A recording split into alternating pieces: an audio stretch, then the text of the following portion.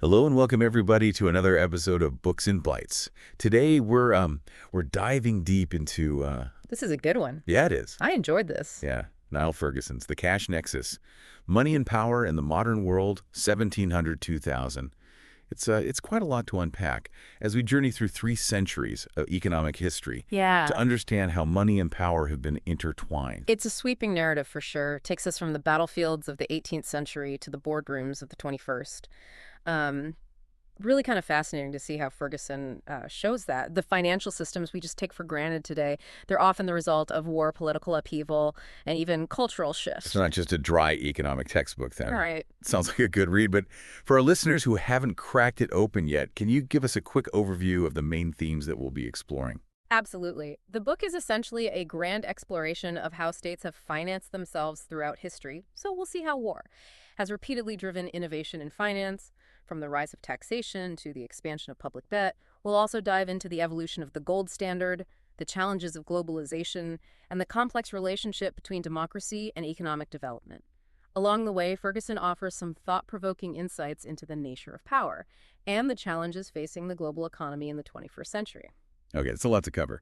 So let's start at the beginning. Ferguson kicks things off by emphasizing the historical connection between war and the growth of state power, particularly in terms of finances. You hit the nail on the head. War, until relatively recently, was the main driver of state building. And to wage war, you need money, lots of it. So governments were forced to develop new and often creative ways to raise revenue, whether through taxation, borrowing, or even plenty. He gives some pretty stark examples of this, right? Like the astronomical costs of those huge 18th and 19th century wars, and how even the price of military technology just exploded. He doesn't shy away from detailing the human cost either. Exactly. He doesn't just throw numbers out. He wants you to understand the real impact of these financial decisions. One particularly powerful passage describes the mind-boggling death tolls of these wars, highlighting the fact that the pursuit of power, especially through military means, has a terrible price. And those costs often ripple through societies for generations. It makes you realize that war isn't just about battles and treaties. It's about economic mobilization on a massive scale. And that has consequences for everyone, not just those on the front lines. Absolutely. And this brings us to another crucial theme in the book, the evolution of taxation. Ferguson traces the shift from indirect taxes like tariffs, which were often seen as hidden and regressive, to direct taxes like income tax. That shift to direct taxes is fascinating.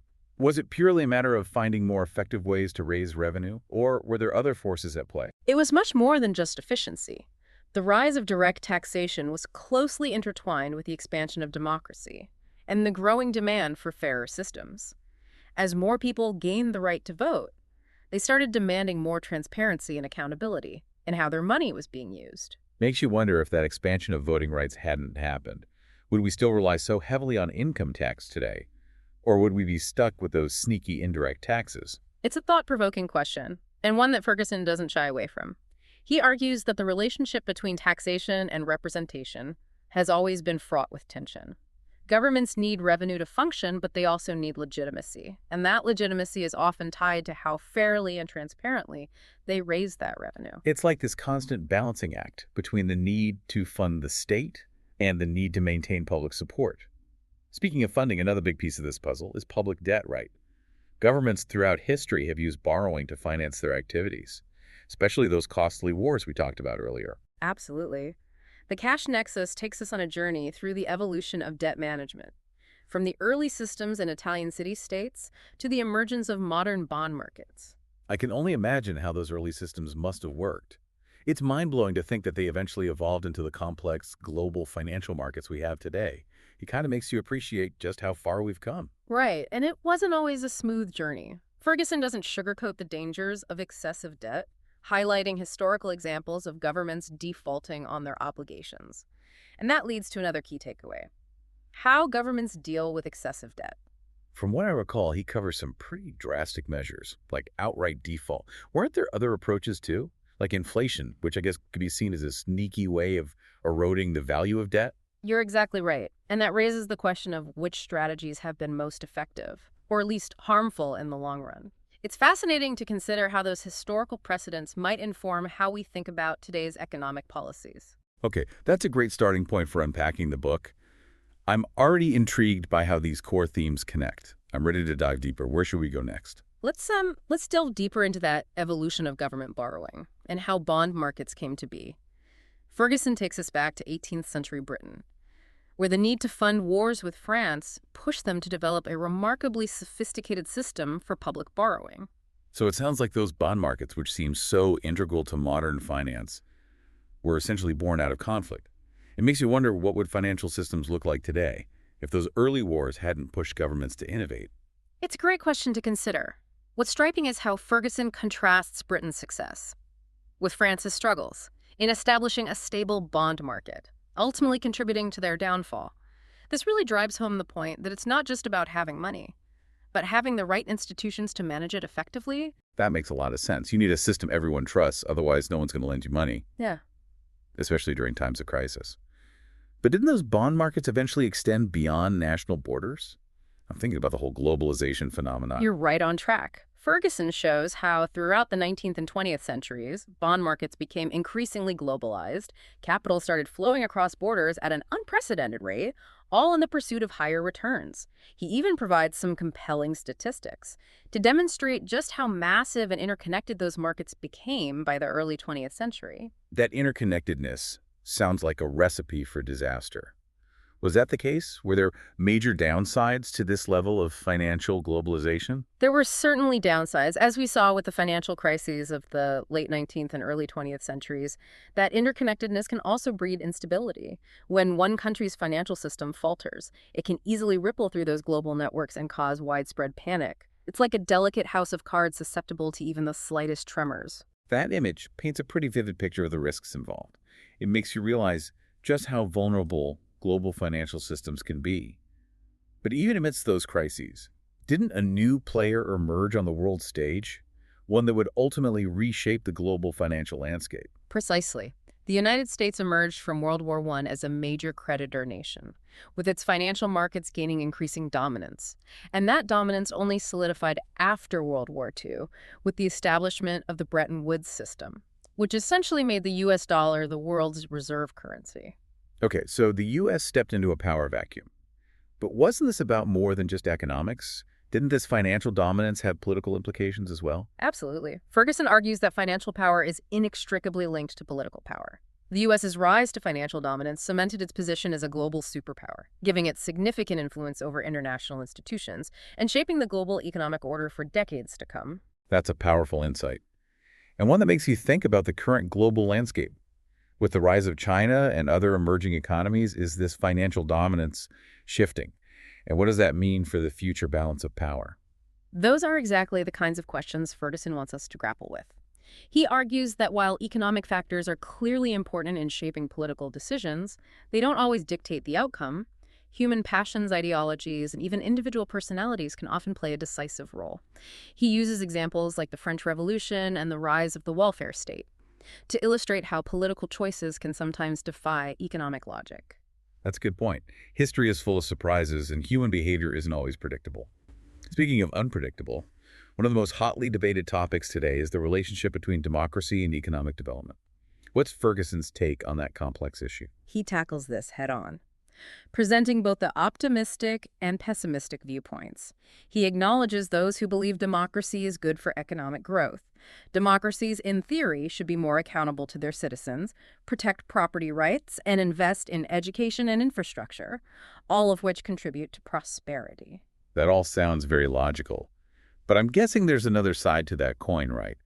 Aren't there valid arguments against the idea that democracy necessarily leads to economic success? There are indeed. Ferguson draws on thinkers like Tocqueville and Schumpeter, who were more skeptical of democracy's ability to deliver economic success. They worried that democracies can be susceptible to short-sighted policies driven by electoral cycles, excessive spending, and a decline in civic virtue, all potentially detrimental to economic growth. So it's not a clear-cut issue. It sounds like there's a real tension there. But Ferguson doesn't just leave it at that, right? He goes on to examine the specific challenges democracies face in the 21st century, many directly linked to those themes of economic power and globalization we've been discussing. Exactly. He highlights the rising cost of elections and the influence of money in politics. as major threats to democratic institutions. As campaigns become more expensive, politicians become more reliant on wealthy donors, who may then exert undue influence on policy decisions. It creates a vicious cycle that undermines the very principles of democratic representation. It's like a system designed to amplify the voices of the wealthy at the expense of everyone else. Mm. And he backs up these claims with some pretty sobering statistics, right? Didn't he show how the cost of running for office has skyrocketed in recent decades, particularly in the United States? Absolutely. And this trend isn't limited to the U.S. He points out similar patterns in other democracies, arguing that this growing influence of money in politics is a global phenomenon. He even touches on the role of the media in shaping public opinion, particularly how the 24-hour news cycle and concentrated media ownership can make it difficult for voters to get objective information. It's like we're drowning in information. But it's often filtered through these partisan lenses, making it harder to separate fact from fiction. And this problem is compounded by the negative aspects of globalization, right?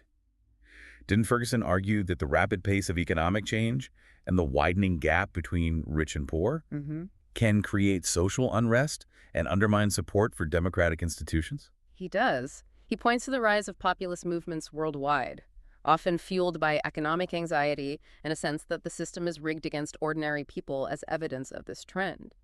It's a sobering reminder that the benefits of globalization haven't been evenly distributed, and that this can have serious political consequences. So the picture he paints seems pretty bleak. Is there any room for optimism? Does he offer any solutions to these complex challenges? While Ferguson acknowledges the severity of these challenges, he reminds us that this isn't the first time democracies have faced such difficulties. He argues that democracies have historically gone through periods of crisis and renewal, and that the challenges we face today, while serious, aren't insurmountable. That's a bit reassuring.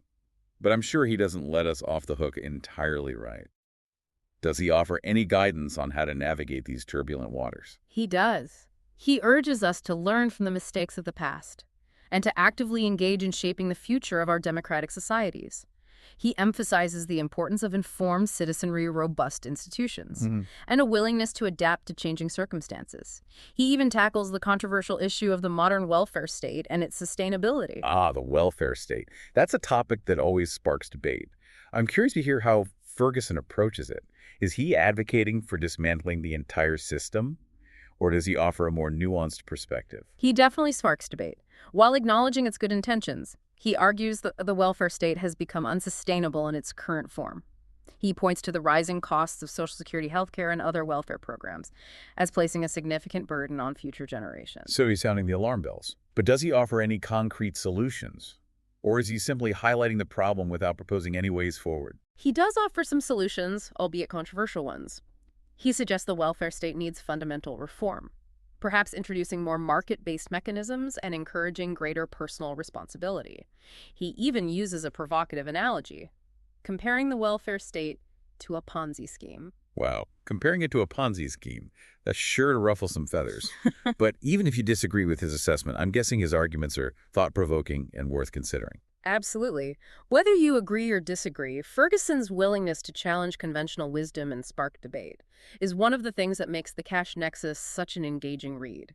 He pushes us to think critically about these complex issues that shape our world. It sounds like he's really asking us to confront some uncomfortable truths. But I imagine he doesn't stop there. He doesn't just leave us with a bunch of unanswered questions and potential doom and gloom, right? He doesn't. He shifts his focus in the final chapter to the future of global power and makes a rather bold prediction. The decline of the United States as the world's dominant superpower. Whoa, that's a big statement. What leads him to that conclusion? Is it purely based on economics, or are there other factors at play?